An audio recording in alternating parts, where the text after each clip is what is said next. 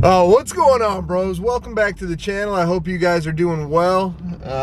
Hey, if you're new to the channel, smash that subscribe. So many things, so many activities happening, so many things. Gosh, it basically flooded here in Texas last night. Crazy amount of thunder, lightning, rain, everything. Anyway, I'm going to try and shorten up my talking. I'm going to get comments about this because I'm going to do a bad job. But basically, here's what's going on. Can I put this right here? Oh, money. Okay, so here's what's going on. The Project Porsche 911. I was told from the previous owner that it was a blown motor. And he took it to a Porsche dealership and they said it was hydro locked. They said cylinders 3 and cylinder 6 fill with oil. Now they didn't do a bore scope. If you're familiar with the 996, 997, I don't think the 991, but if you're familiar with the 996 and 997, they have an M96 and an M97 motor, depending on which one you get. I believe both of them have an issue of scoring the cylinders over time. So with that being said, they didn't do a bore scope on this car, which is nutty to me because like that's how you see what type of condition the cylinder walls are in, especially if anyway. So he was told from the tech that the rings are bad. They think the rings are bad and it would need a new short block or new ring, whatever. He didn't want to do it. So I have a buddy here, well, close to me, in Austin, Texas. You guys, he's been on the channel once or twice before. I took one of my R8s to him. His name's Webster, and he owns a shop called GT International. Webster is a Porsche Master Tech, I believe.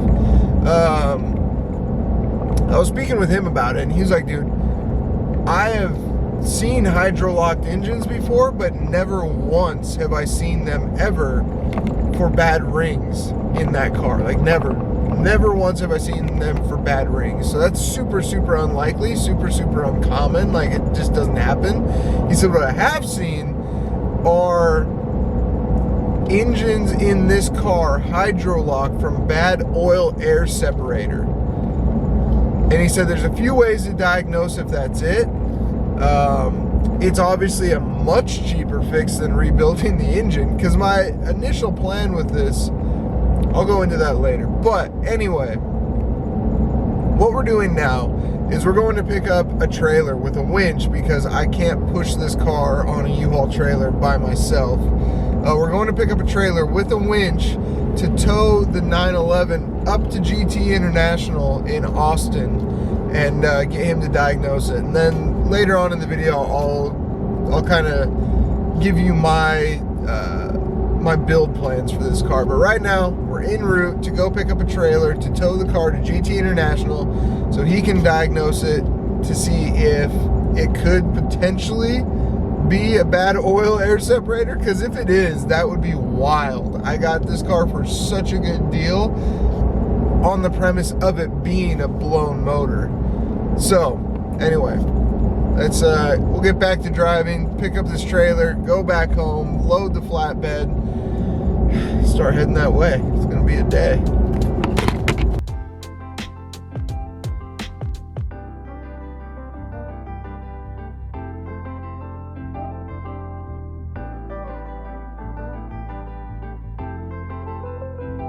All right, boys, we're back home. Trailer in hand. Here we go. Much nicer than the U-Haul trailer. So now my only struggle is going to be figuring out how to get the winch. Is awesome, right? I'm super jacked. I have a winch on this trailer, but I don't have a tow hook for this car. It's always something, man. I don't have a tow hook, so I have to figure out what to attach this thing to, which could be interesting. So I'm going to do a little research and see if I can't figure something out. It's always got to be something. Actually, let's see if we got absolutely pounded with rain. So let's see if I don't see any leaking. Nice, nice, nice. Yeah, I don't think she leaks. That's good. It's better than some of my cars. I hooked it to the rear subframe cross member, so I had to do it. I had to bring it up backwards. But I mean, it was super easy with the winch, so that worked out well. Everything looks good. I texted the guy who rented me the trailer with everything to make sure, get his seal of approval, because I've never used one of these before. So yeah, we'll see. I mean, I believe this looks good. I believe everything's good, and we can tow it to Webster GT International. Man, I'm so jacked. So jacked. But the first thing I need to do is get some food, because I'm absolutely starving. I'm so freaking hungry. Alright, it's grub time.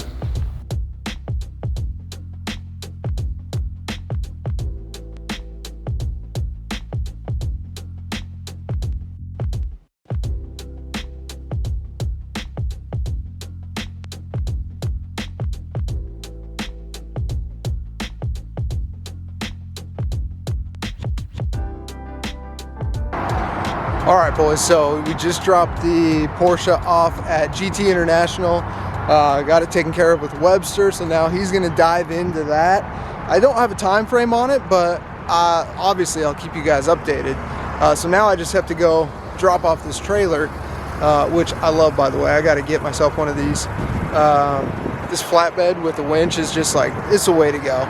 But anyway, I'll update you guys more on the way home.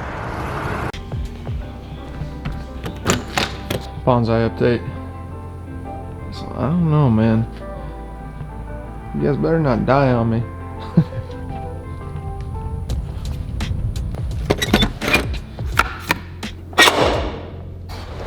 All right, boys, we're back in the garage. So dropped the Porsche off at Webster's, came home, had to drop the trailer back off to the guy who owns it. I need one of those so bad. If you have not towed with a proper flatbed before, like, they're so much better than U-Haul trailers. It's unbelievable. So anyway, like I said, Webster's gonna look and see if it's the oil air separator. There's a few things he said he can do to kind of see if that's it. One of the things was take off the, what did he say? Not the plenum, maybe the intake, something. And he'll be able to tell if there's oil around there or collecting in there, then it could be the oil air separator. But he's also going to remove the plugs and stuff a borescope down there after we remove the oil from the cylinders. So it should be interesting. I think he said he may be able to have it looked at next week. It's Sunday, well, I guess this week. But Formula One's coming up, which I'm going to. My brother's coming to town. Webster's going to. So we probably won't get much done next week, but I'll try and upload some Formula One stuff, because that's always an awesome time. But that's it, guys. So fingers crossed, if the Porsche build comes back not needing a full rebuild, that's going to be absolutely insane. That'll change a lot of things, because I won't have to go into dropping the motor and doing a 4.0. That's ultimately what I want to do with it, but that's very expensive. But we'll find out. We'll see. So I'll keep you guys posted. If you're new to the channel, smash that subscribe. I got an absolute ton of stuff coming up. E92 content, E36 content, just a ton of stuff, Porsche content. I hope to see you guys on the next video. Hope you guys are doing well. Peace.